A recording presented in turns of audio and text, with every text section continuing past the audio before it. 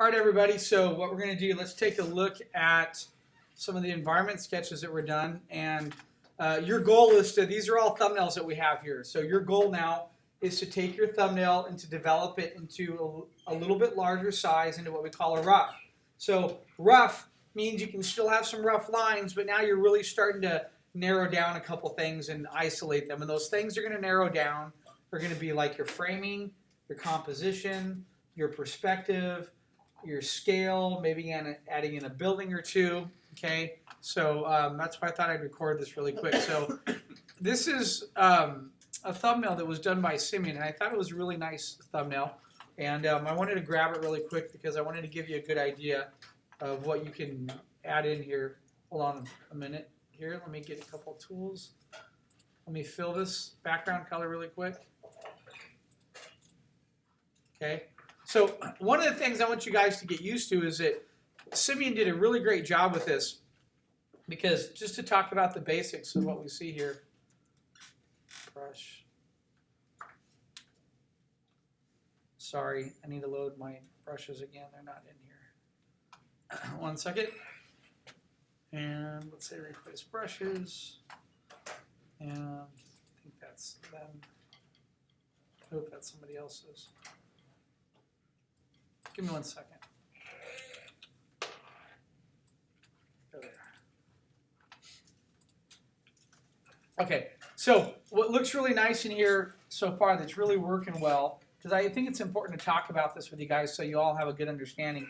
Simeon has this really fantastic use of foreground, midground, and background. Okay, hold on. I'm having Photoshop issues here. My keyboard isn't working and I don't know why. There it goes. Okay, so look right here.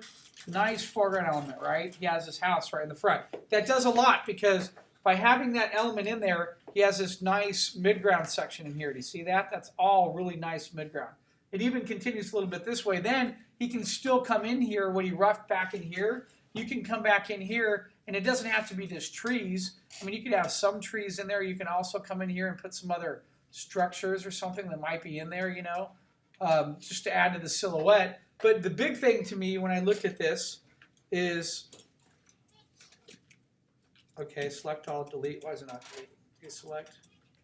All right, give me a second. I am having some type of weird keyboard issue with this. Hold on, let me check the USB cord. Make sure it's plugged in on here really fast. Sometimes when it's not. Okay, trying to figure out why. When I hit Command All, there, now it's working on a delay. So one of the things I recommended to Simeon on this is that this all balances very well on the side here, right? But look at how cool it would be if he came over here and if he thought about expanding out his frame. So we do this a lot of times when we move into a rough. Look at your piece and then decide, hey, what would happen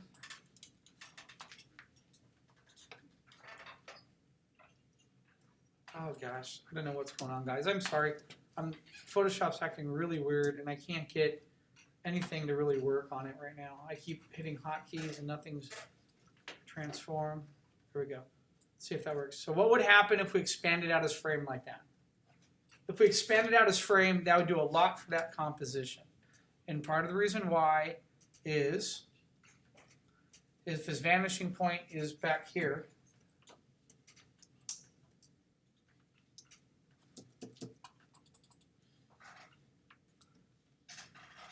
we have the ability now to continue part of this grid coming back over here with more buildings in there. Okay?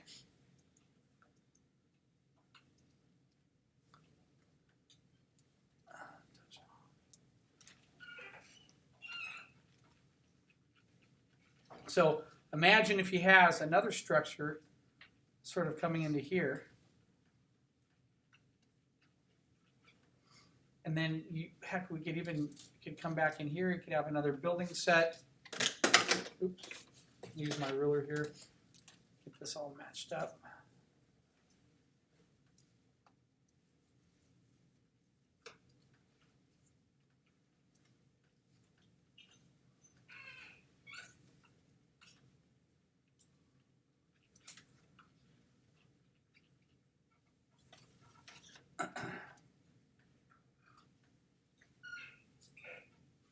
So see what I just did there? I basically added something else in the foreground. I expanded his frame. I placed something over here, something overlapping back in here. Now he could come back in here and he could define, you know, there could be a hill back in here. There could be another castle on there, another set of buildings, whatever you want. There could be even another building that could be back in here. Okay? It's completely up to him in what direction he wants to go. So just imagine all these silhouettes in here overlapping each other. So do you see what's happened there? We've changed part of this composition quite a bit just by opening the frame and pulling it to the right, adding a little bit more information over here that blocks it in. It's a much nicer shot because there's a lot more information that's being handed to the viewer. The other thing too is, see if he has this area right in here, you're like, well, what do I put in the middle? Well, that's up to you. You can put all kinds of things in the middle. If he has, you know, he has this little fountain right here, right? Well, a lot of times in parks like this, you could separate this out. This could be a different type of stone around this fountain area right in here. Okay. There could be storefronts out here. So imagine if we came up here and we drew like a tarp hanging over, sort of coming down, and a guy is maybe over here selling some type of, you know, hanging fish or bread or whatever. There's a little storefront. Since we added one there, we could come back in here. We can add something here into the foreground as well. Maybe we see a little bit of a table down here, and there's something over here. So see what I'm getting at? I could start to fill up the information in my environment just by adding little things people might be doing. So let's say over here, now I have this area. Let's say there could be like a little rug in front of this area here. And then when we get over here, there could be some bushes if we wanted to. We have some trees right here. There could be something in here. There could be different types of cobblestone sort of going through here that are different sizes. So see what I'm doing? I'm just adding little characters and details. I have this rug here. I have a booth right here. I have some bushes. I have some cobblestone. I could put a little bench out in here if I wanted to. They could be in front of there.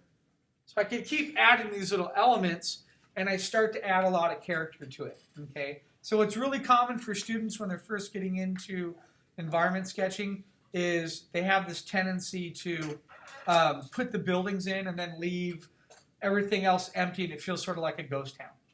Okay, you don't have to do that. You can, again, one of the benefits, one of the things you want to be doing, I'll write it down for you, is as you're moving from your thumbnails here, you're going to be thinking about a couple of these things right here. You're going to be thinking about reframing, okay, adjusting the frame. You're going to be thinking about scale, okay? Scale meaning our relationships from tall to small inside the composition, okay? And then even that, what I just put on there, part of it, it's just adjusting your composition. We'll talk about that in another study or two as well, is that we're basically moving things around to adjust what might feel like, you know, a better composition. Let me jump forward because there's a couple other pieces here I wanted to talk about too, and I'll give you comments on them. This was another one that Simeon did, and it was a great first pass. One of the problems with this that I pointed out to him is there's a scale issue. Okay, so here's the golden rule sort of on how scale works, okay? If we come into our environment, and if you find your horizon line, let's say our horizon line's right about there, and if we find a vanishing point, okay, a term in perspective we use is called transferring scales to figure out height relationships. Okay, so if I were to transfer this out, I look back here on the rocks, so I'm going to watch, we're going to draw a line from the base of this vanishing point out here by the stairs. So looking at these stairs, see the height of those stairs in there like that? That means, let me zoom in a little bit. I realize you guys are looking at that a little small.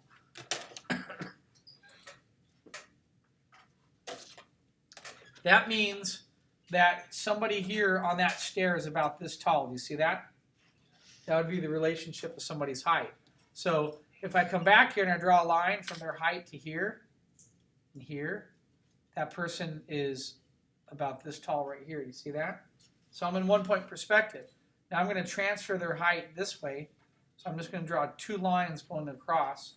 And where that intersects this line right here, that's their height right there now. See that? So then I'm going to transfer that person from that hill back to here, going from the top and bottom of those lines. So that person is now that tall there. You see how I did that? So now you look at the height of that person and look at the height of that cross. Okay, that cross is enormous now, right? There's a scale issue with that. So when this, to be in the foreground, we need to figure out what are the height relationships of the person inside that environment, or what we call transferring scale inside that environment. Okay, so this right here needs to come way closer to us. It's too far out. It wouldn't be ending right here because this would really be like almost 3 stories tall compared to the height of an individual right here.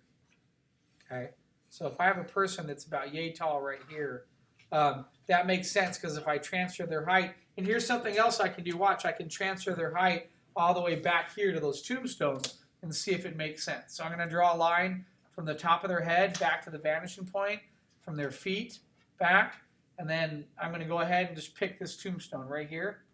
I'm going to draw a line going across where that intersects right here. I go up, and then I draw a line coming right back over. So that would be that person standing in the midground right there would be about that tall, which means that tombstone, are tombstones about the height of a person? Sure, some are. I've seen quite a few that can be from the waist high up to the head high. In fact, if you go look in like early European, and I actually went to a famous graveyard in Paris where Jim Morrison was buried at from the Doors when I was younger. And when I walked in that graveyard, there's huge tombstones and really giant graveyard elements that are my scale and even larger. So that could possibly pass, but if his intention was to have something at about waist high, that would be more of the waist high relationship. Okay, so what I like to call that, folks, is dictating scale. You are establishing and dictating scale inside your piece once you do a couple of these things. Okay, oops. Once you put a doorway in like this, you're telling us somebody's about that tall. Once you put a stair in, you're telling us someone's about that tall. Once you put a window in, you're giving us a height relationship. Okay, so in this piece, this is a really good composition. He just has to go back and adjust the height of that cross. That's all he has to do to fix that.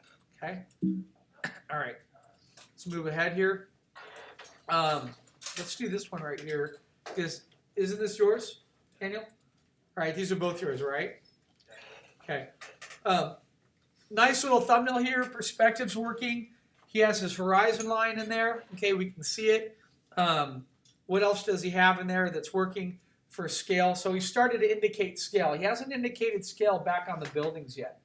Well, I don't know if there's a 1-story or 2-story buildings, right? They could be 3-story buildings. But where he did indicate scale was basically from here back towards the foreground. Okay? And so he did that by adding that door. With that door in there, we can now come in here and we can say, okay, someone could be about that tall, right? So if I'm going to watch me transfer their height over a little bit to right here. And then if I come back, I'm going to run a line from my vanishing point to that height of that person about right here. And then same thing, I'm going to connect that line back through here, bring that line forward. Let me draw that other line there so you can see it.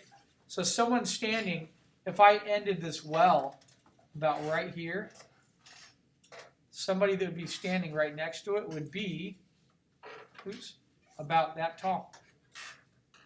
Head height, waist, legs. Okay? Does that feel accurate to that, to the well there? It does. It's spot on. It looks great. So as you go into your roughs, that's one of the detail phases you need to think about is as I put on windows and establish door heights, you might need to take a piece of tracing paper and throw down and measure what is the height relationship inside your environment here. Now, here's the thing about height that can totally change, okay? If he was in here, imagine if he, let me see if I can do this really quick. Let's go to brush.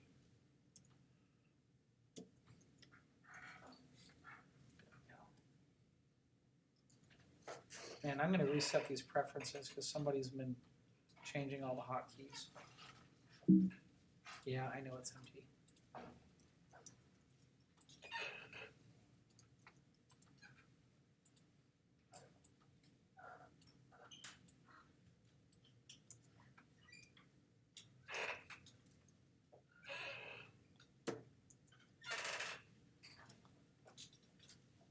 So if Daniel came in here and did this,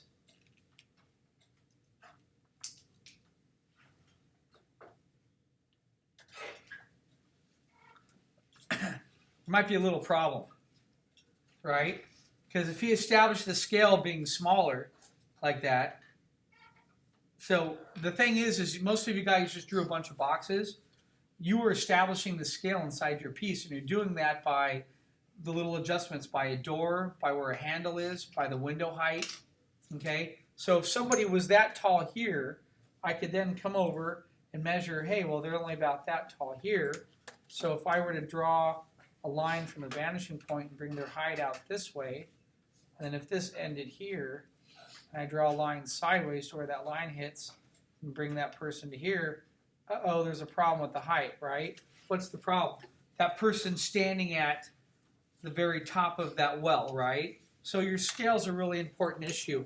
And what's really cool is you can see what happens if I turn that off from the door height. You get a much better feel of how that scale is working inside your scene. Okay? All right. In terms of composition, I think this is a great composition that he's done here. He has one thing in the foreground, which is this right here. He has this sort of pole right here, right? Well, he could easily add on to that. Okay, I'm hitting Command Z to undo my line. There it goes. Every now and then I get a lag in Photoshop because the recorder is going at the same time. So I apologize for that. So what he can do right now, I don't have a lot of things in the immediate foreground. So what he could do is he could add a building. He could add a set of stairs. He can add a couple elements that might tie into this. So if I were to come back to his vanishing point right here, and if I were to draw like a little bit of a dotted line here, he could decide, hey, I'm going to come over right here in the ground, and I'm going to draw a building coming up this way. And looking at this scale, I know the door is going to be at least about this height, right? Looking at that scale, just transferring it from the vanishing point. So if that's the door height, maybe I might decide, okay, I'm going to come over here. I'm going to put a little bit of a top frame about right here. And then maybe I'll bow that out a little bit. And then coming back from my vanishing point here, might bring the roof in about here. And maybe he has like a wood lip, and then there's like shingles that come off of the roof. Okay? And then he might decide, to pitch the angle up about here. So he could easily come in and throw a foreground element in there like that. He could even come in here and decide, let's say he wants to put something else for scale, but he doesn't want to put a door. Well, what else could you do? Well, there could be a window base.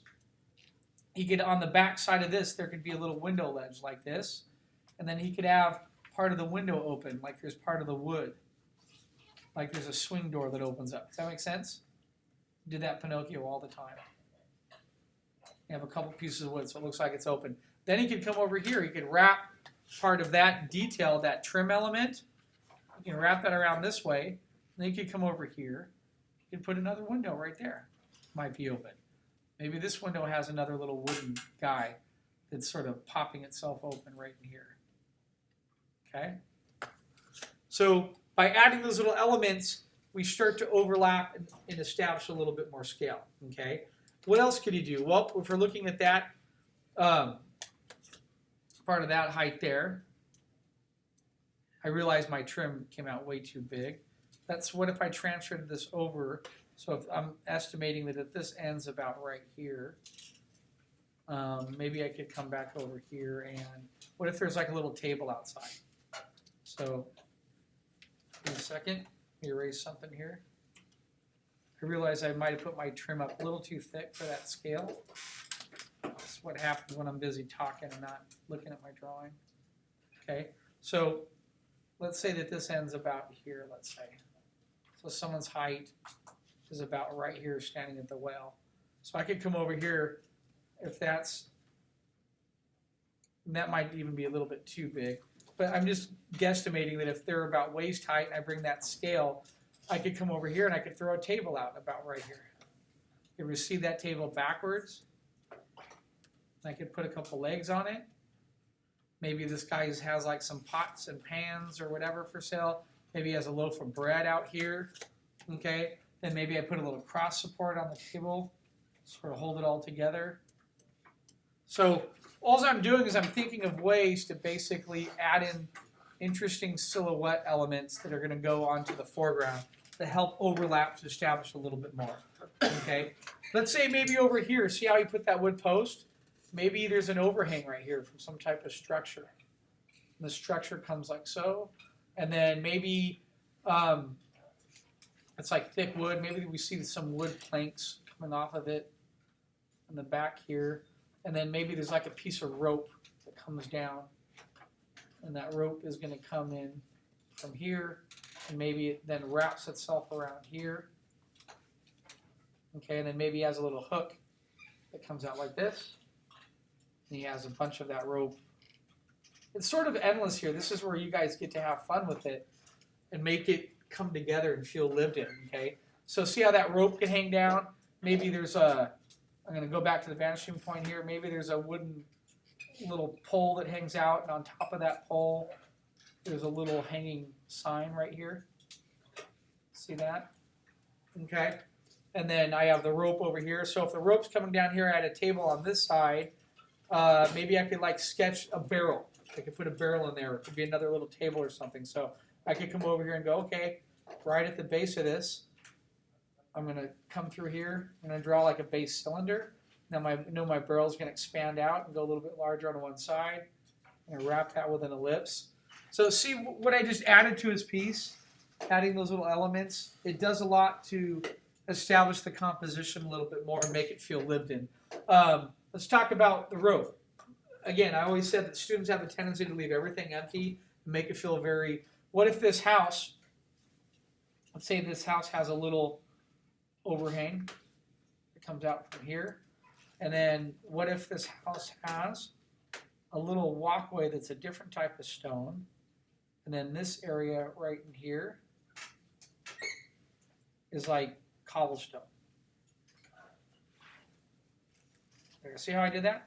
Put a little bit of indication there. Maybe there's a little bit of a path that comes from here that crosses in the back. You see this path come out and it goes and connects through here. So maybe that path has little indications like it's been worn down from use or whatever. And then we look over here and this is more like a dirt, you know, and maybe the dirt has a little bit of a different finish, like maybe some of this is rough. Looks like there could be a little bit of a grass here, and then it translates into dirt. I could keep adding some of these little details. Don't overkill the piece with the detail, but you can put little bits of information in there so it makes it feel a little bit more inviting. Okay, that's sort of that next phase of taking something from there and raising it up to here. Okay, all right. This one is a good piece. It's on its way. So here we have a downshot thumbnail. Okay, horizon line's up high. One of the problems with this, something that I haven't quite mentioned to you guys yet, but I bring it up as we go along in our crits, is that I have this little thing. It has to do with a compositional element called grouping. Okay, if you have numerous items in a piece, and if you can come over here, let me take the lock off. If you can come into this piece, and if you can take a piece of yarn, imagine taking a piece of yarn and wrapping it around all these items like this. See how I just did that? There's a problem. That means you have too many items everywhere and they're scattered and there's no grouping or clustering together. So grouping is a compositional element where we arrange elements together and we get them to group to get better visual reads. So remember a couple minutes ago when I was showing you Noelle's work? All of her work is always grouped together. If there's a whole bunch of buildings, they're in a group together. Okay? So let me jump back there real quick. Let me Command Z. Let's take that off. Let's go back and let me just go into Noelle right here. And there was one piece particular I was looking for. Let's take a look at that one. You see how all of this is grouped right here, all the castle together? That's one group. Okay? There's multiple trees in here, aren't there? But they're grouped inside one fitting of multiple trees together. If you have everything that comes out being completely individual, it becomes overwhelming to the eye, and it doesn't work. So, how could you fix that? Well, that's pretty easy. Who did this thumbnail, by the way, again? Chris, okay. It's a nice little establishing shot. You have to draw establishing shots like this. Chris also did a really good job of raising the hills up there on the side. So let's talk about groupings.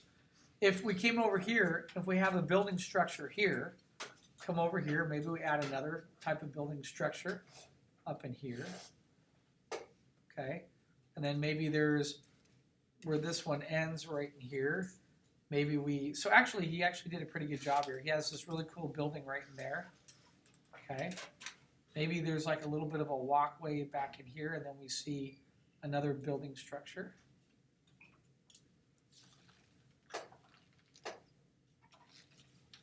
Back in there, okay. Maybe we put a different type of roof on this guy. All right, and then we have this guy overlapping here in the front. And then we'll put another, maybe there's a little alleyway behind him.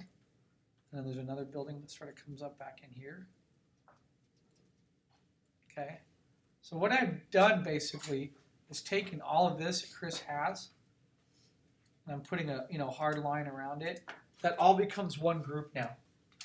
Okay, it's one group on the right side, and then we have another group on the left side. So here, he's already started that. He has this really nice series of sets of buildings that are coming through here.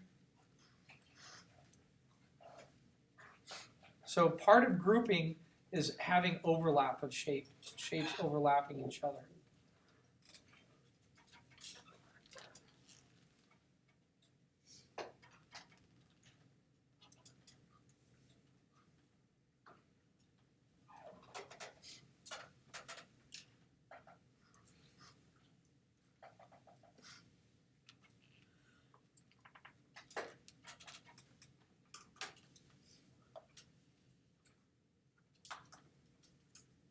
There we go. So now he has one massive group over here. He has a second group over there. And by doing that, it helps everything feel a little bit more realistic and it starts to work together. Yes? So for the downshots like these, how would you go about putting stuff in the foreground? Well, again, back to scale.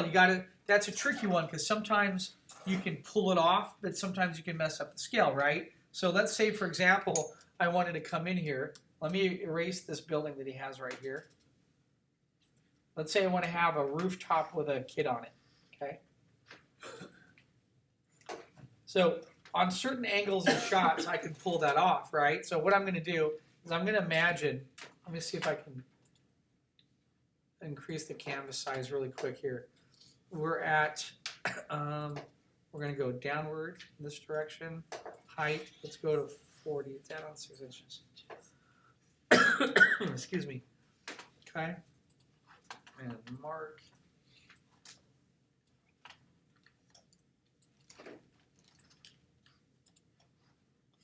So one of the things that's going to help is if you can draw outside of your frame, right? Because that grid plane is really important for you to establish where something might be. So what I can do now is I can come back here and I can take a grid and take a line from here right off this grid. Oops, sorry, I changed. Go back to red.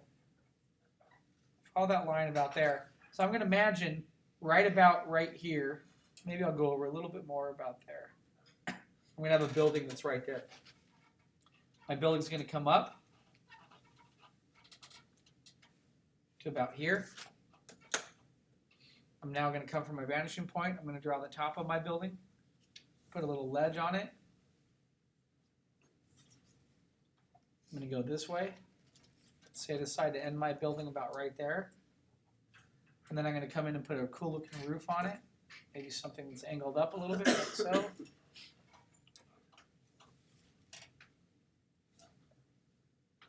Sure that angle feels about right. That feels good. There. So now I start from my recommendation for you to answer your question, Christine, is start from the ground plane and work your way up. That way you get a much better sensibility of if the scale is correct.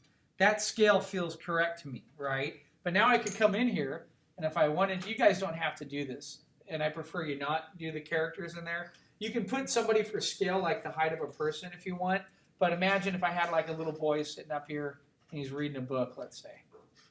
See that? So now I could have him sitting up on this roof, and it's up on this corner, on this edge.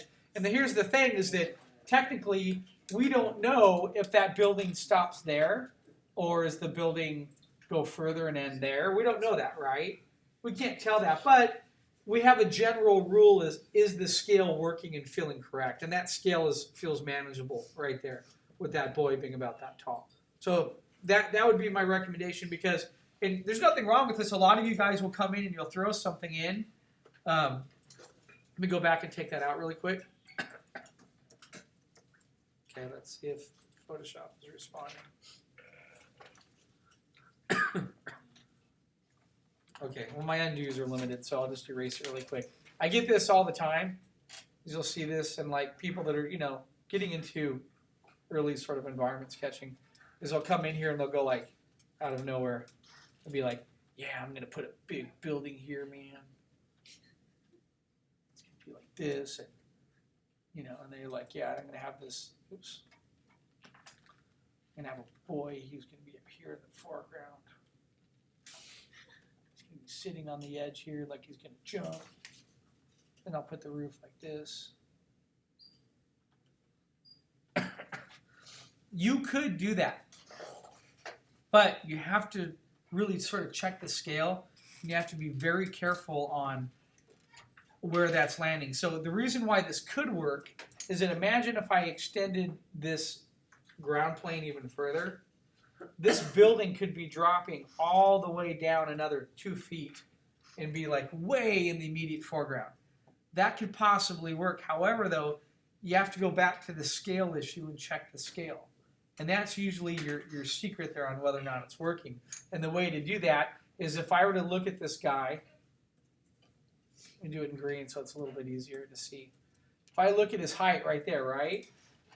And if that's to his waist and his legs were there, he would be standing about that tall, right?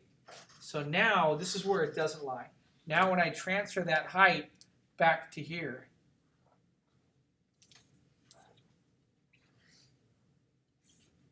okay, that means that as I bring that all the way back here, that boy standing would be that tall right there next to that.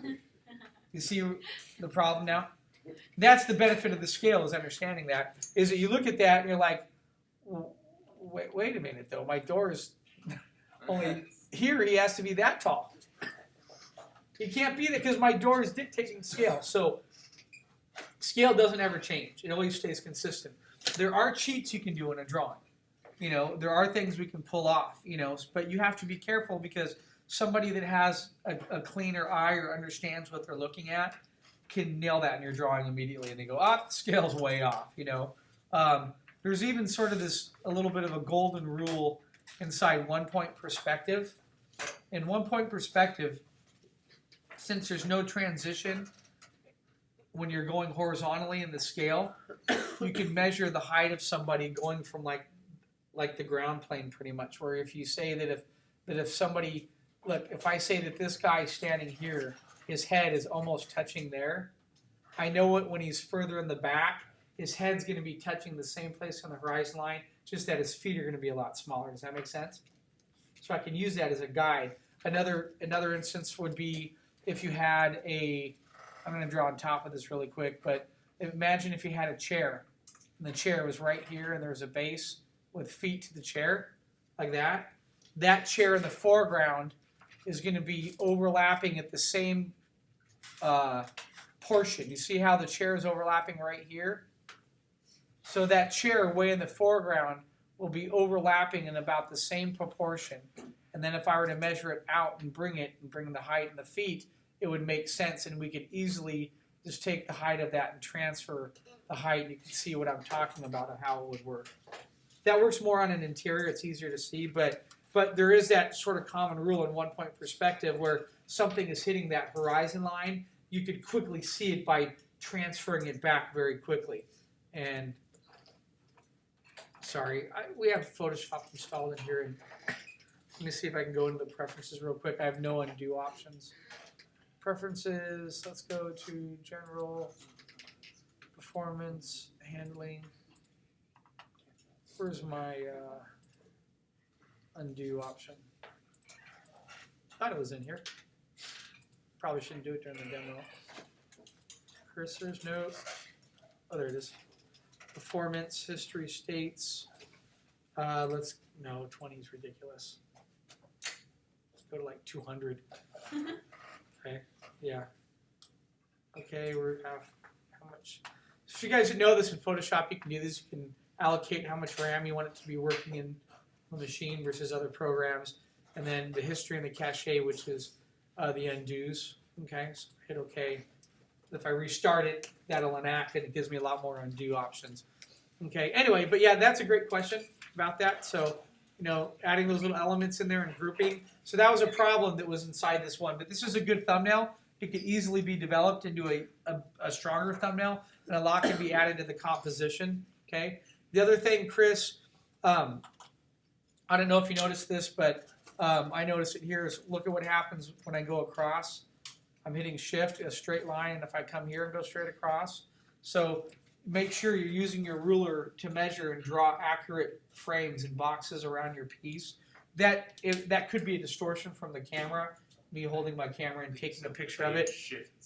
It shifts a little bit, but this is right down here, and if I come over here, that's actually pretty somewhat straight too. So it could be a little distorted there, but always check that. I use shift to draw that line, so it would have been straight. Yeah. But every now and then, you guys just make sure on your frames, that everything is working out and staying nice and looks good. Okay. Let's go to another one. We already did this one. Let me close that one out. And let's see here.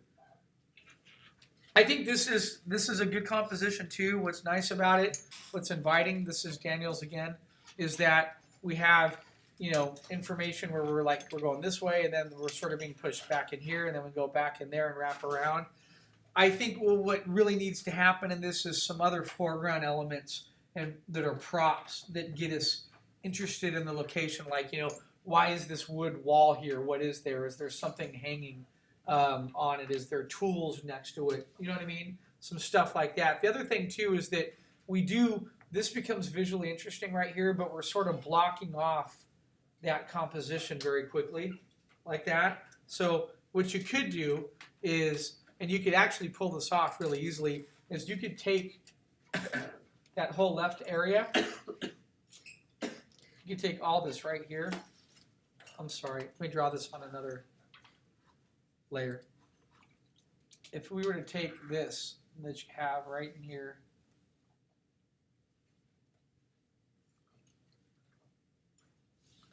now he's cheating a little bit. That building's in 2 point, right there, okay? Because see, it has a vanishing point that goes that way, and it has another one that goes that way. It has 2 vanishing points, but that's all right. He's cheating a little. But imagine if we take that and we were to move that over here and leave it there, expand your frame out a teeny bit. So imagine, all I have to do is now come back in here, bring your frame out to about there. Now you've opened up. I could still have that building at 2 point. I could still see some of the wall that was here, right? But now you have this ability to come in here and show me more of this downtown area going back to, actually your vanishing point was in there. So I could have another building in here. I could have, something else about like right here, and then I could turn some buildings sideways if I wanted to. Okay. And here like that. So what I've done is I've basically opened up this whole area in here for more information. Okay, so that's something I'd probably do is just pull what you have on there. It's really nice. Drag it a little bit to the left, open up the frame a little bit, and then plug in some other information in the middle. Okay, it'll be a great little piece. All right. Whose was this? Mine. Kelsey's. Okay, this is a really nice piece. It's looking really well. Well done. Just to double check when we go in here, just make sure that your height relationships and your scale are working correctly. Like here, I have something that comes down here like a wall, and so I'm going to look at that light, and I'm going to just say, if I'm looking at that light, somebody at that light should be maybe about that tall. Okay? So if I start to transfer that scale through the piece, is that making sense? Like there's stairs over on the left, there's something hanging here like a sign on the left, right? And there's a cart in the back there. So you have these other elements that are dictating scale inside there. So if I come back to the top of that and the base of that, now if I come down to the cart, let's measure here, and I come over and I go up, okay, that's not bad. The cart's a little small compared to somebody being that tall, but then the stairs would be pretty huge here.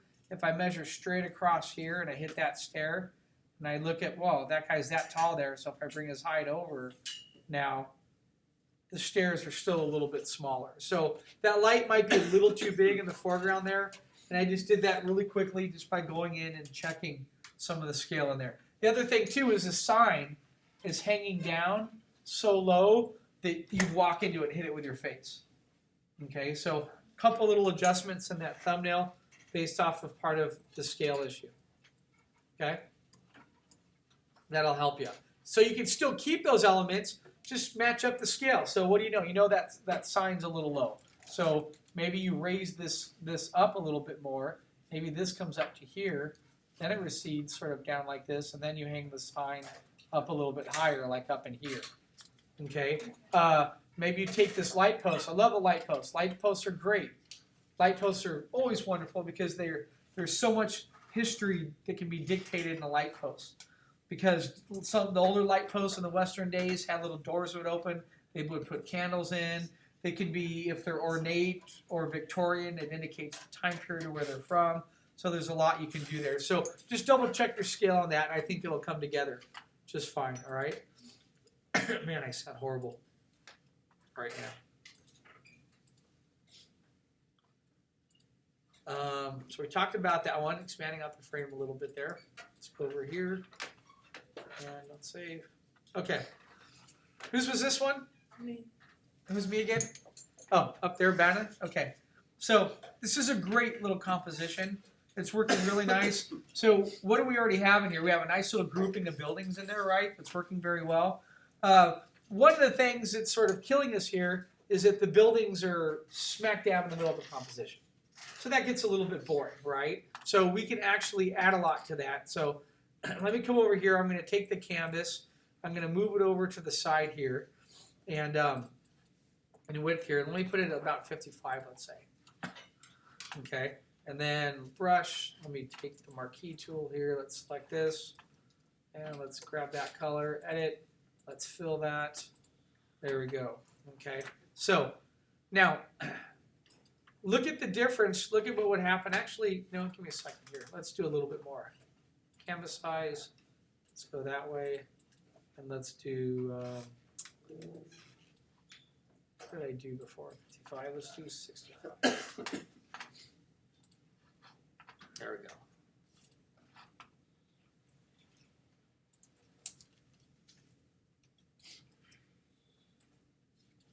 Okay. All right, so look at what happens if I frame this up and I start to look at this composition like this.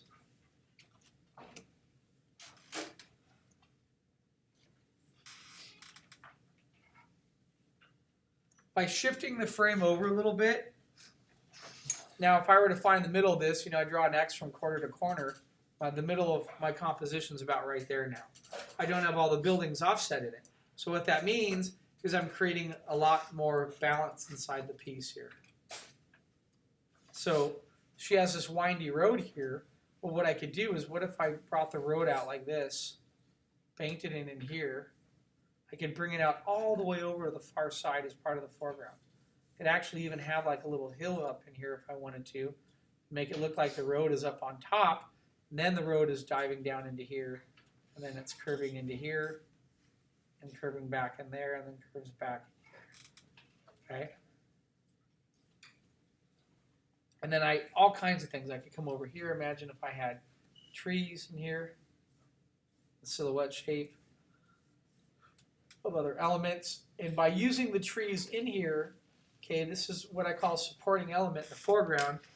That tree can also be, a supporting element can also be used for composition, for directing our eye towards something. So if I come in here, imagine if I want to point the viewer over to that little city there, all I got to do is come in here and I throw a branch coming this way, put a couple leaves on it like that. See that? I just threw a branch that's now pointing the viewer saying, hey, look over there. That's important compositionally. Look at that silhouette of those buildings, okay? I could keep adding more in here. There could be a couple vines that are hanging down here. There could be some different flowers or leaves. I could see part of the structure of that tree coming in through here, okay? I might see part of the base come down here. I could have a giant rock. Rocks are also great for directional elements. They could be pointing me back in here as well, pointing me that way. So now I have a little bit of path. You see that? I can put some stones in here. And then as this path goes over this hill and goes this way, I can shrink a little bit of the size of those stones. And as it gets smaller and smaller, we barely see any of the stones anymore. Okay? We call that suggestive detail. Suggestive detail means I don't need to come into every roof here and do this. Tile 1, tile 2, tile 3, tile 4, tile 5, tile 6. Tile 7, tile 8, students do that and they put every single tile. That's overkill. It's way far in the back. We don't need to do that. All we need to do sometimes is come in here and just indicate a couple tiles. That. Just leave it simple. It overhangs. There's a building underneath it. Okay, that's it. Fix your perspective though. Those buildings are a little wobbly. But you can adjust that as you go into it a little bit more, Bana. Okay? But see what I've done there already? Compositionally, how much more inviting it gets? It's sort of taking the viewer from one side and walking them down back into the thumbnail versus here. It's like, dang, it's like there's the target. We're smack dab in the middle, right? We're just looking right at it. So part of taking your thumbnails, part of your next phase and developing them is having that freedom to expand on them. And part of expanding is walking away from looking at your drawing all the time, coming back with a fresh set of eyes and pulling your frame out, adding some foreground elements. I could still come in here and add more foreground elements. I could come over here just because she has that road that goes there and it ends. There's no reason I couldn't come over here and put like the base of a mountain or something. I don't know, a hill, put a couple other rocks in it, and then I decide, oh, there's a huge tree branch that comes up this way. Maybe another branch goes this way, and these are all connected, and there's some other vines that come in here. I can wrap this with some other elements, you know. So I have another foreground element that encapsulates part of what my design is. Okay? All right, so use that to your advantage. And then next here, this is another one from Daniel. So this is a great example because this is what I just talked about. Daniel's doing this that's working really nice, right? He has some good foreground elements. He has a pathway that's going through there. He has one structure over here to the side. And he has a tree in here. However, though, the one thing we need to watch or be careful of, I'm going to break this up into percentages, okay? Your area of interest in here is that house, right? So if we were to look at this in percentages, right now, this house is only owning about 10%, maybe about 15 or 17% of the real estate that's in there. The dominant shape that starts to come in here is this giant tree in the foreground. And out of that whole entire composition, this is almost 35% of that composition, right? So something to think about, if I found a way to give more percentage to the house and pull back the tree a little bit, the house would still be the most important area. So something to think about when you want the eye to look at a particular focal point, you can break that up into different types of percentages. And one of the problems is if you have, like, here we have a large bush in the front, and that's taking, probably about, 10%. This is only taking about 15%. The tree's taking, another large percentage. The tree dominates a little bit of the composition. So, how do we fix that? Well,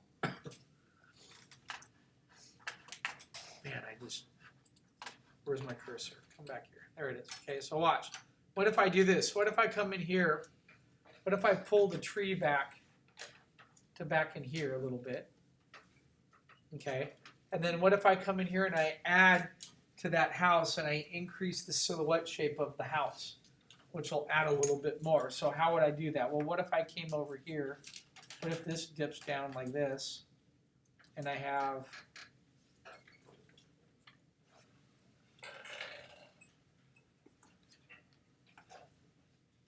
maybe a stylized roof that's coming in a little bit of an angle over here. Maybe I have a little bit of a, if I come back here to the vanishing point, maybe I draw a little porch that comes off like this. Maybe I have some little railings on there. Maybe I have another roof that goes above that porch. That roof recedes back into here and comes up at a little bit of an angle. It goes to here. Maybe I have a large set of barn doors right in there. Something that opens up here. I never finished that as that drops down. Maybe have some piles of hay or something out in here. Okay, so now we have this. Okay, what if I come back and what if there's, so here it looks like there's fencing, right? Keeping stuff in. So I have the large barn doors. I have some stairs that come off of the base here from that porchway that come down like this. And then maybe I decide to come back over here and put another little structure of some kind. Maybe it's like a little based outhouse or something. It's still being overlapped and it's still part of that structure, right? So if I were to take, I know I already did this in red, but if I were to take a red pen or black marker and draw along this whole entire outline right here, maybe I put some rocks here. What else? Is that a road or a stream? Is this a road right here? Or is that a stream? In the back behind house? No, that goes from here, that goes all the way through. Oh, yeah, that's A road? Okay. So maybe I decide, maybe I put a couple rocks out here and I bring the property like to the edge of that road. So a lot of times when we look at houses, maybe in the front there's like a little, it could have like an archway entry or something. It could be a sign up here for that residence. Okay, there could be a couple of wooden poles and then it could be all stone. It goes after that. So you see what I'm doing? I'm adding to the house and I'm taking more real estate with that house, with the design. I've added a step, I've added a secondary, I've added something in the background, I have the fence that comes down, I have that road that comes right through there. And I could even take that road then, what if I take part of that road, make this like a cobblestone-ish area here, and then I have a little pathway. Maybe there's a little trail that comes from here to part of that. Then maybe that trail also branches off and goes behind the fence here back to that barn. Okay, so I just keep adding to that house. The thing is that now if you look at my red line, this structure here, this foreground element, is only about, I don't know, maybe 15% of my composition. It's still there and I can still use it, but I've put so much more visual interest by increasing the silhouette shape on this structure here and by also establishing overlap. I have overlap of, I have this little walkway that comes out here. It overlaps with a little roof that overlaps part of this building, which overlaps this building, which overlaps this in the back. I have rocks overlapping part of the ground plane. I have a little fence out in the front. I have a little gated entrance. So now I've really changed this up. One of the largest compositional elements inside the piece is that right there is the house area. I just added a couple little structures to it. So outside of adding on to the house area, sometimes there's not a given theory or rule for the amount of space, but the golden rule to me is the area with the most interesting silhouette, shape, and visual read is where the eye is going to go, period. Right? So before, there was a lot of interesting silhouette shape on part of that structure of the tree. Excuse me, the structure. Part of the overlap of the tree, right? So now I've made the house much more interesting. When you get to a higher level of composing and composition, you can have the house only be 10% of the composition. You can pull that off, but it better be the most interesting part with the most interesting silhouette shape. That is a golden rule that never changes, okay? That is part of basics of good composing. Now, look at this road. See how the road comes here and it sort of fades off to the left? It's sort of pushing the viewer to the left-hand side of the screen, right? Well, what if I want to bring the viewer back into the front? I could easily put like a hill like this here, right? And I can move this bush. I can still have a tree that comes down and anchors about here. Put a rock here. I can put this big bush over here in the foreground like this. But then what I can do is I can bring the road back like this from the foreground. Oops. See, now the road, now I'm taking the viewer this way, pushing them back in here. Then I see the road come back and wind back down and go this way. As long as it goes from thicker to thinner. Do you see how that works? So now instead of taking the viewer off screen, I'm making them walk right by me and I'm leading them into the composition. I've established much more of a foreground read with somebody being up here, and I have more of a foreground element overlap now, and then I have this dedicated pathway, all this distance right here, which is a lot larger than the pathway here, as long as I keep that getting smaller. That's all that matters. Okay? So by doing that, I've really changed up the composition quite a bit, and there's a lot more in there. So one of our guest speakers, Zhu Win, who was a grad student at Cal State Fullerton, he made a comment that one of his jobs whenever he does concept art at Sony, he's at Sony game division, right, in San Diego, is he said, my job is to take you through the environment and to keep you from leaving. Is to take you from the beginning and wind you to the right, to the left, back and forth to the end, and then bring you back here, then bring you back around again, and then maybe let you leave once you've looked at everything. If you go in and out of the composition, you've taken the viewer too quickly through it, okay? So anyway, so that's all I wanted to do for the lecture today is I just wanted to go over that because I want you guys to experience some of this, but this gives you a little bit of a base idea on things to improve in. So the first thing we talked about today was, number one, was reframing. Okay, that's always key. Number two was if we reframe, developing part of our composition or pulling outside of that frame and adding on. So we talked about grouping, about if you have too many little buildings all over, it gets a little bit too busy. But by bringing them together and having them overlap, you get visual reads. Instead of 10 buildings, you have 3 visual reads, which is much better. Okay. We also talked about the importance of silhouette, enhancing a silhouette and making a visual read a little bit more attractive. Okay. And then we also talked in a couple of these about really establishing foreground, midground, and background with overlapping of shapes or props into those environments. Okay. Anyway, so that's basically it. Let me go ahead and stop the recorder really quick here.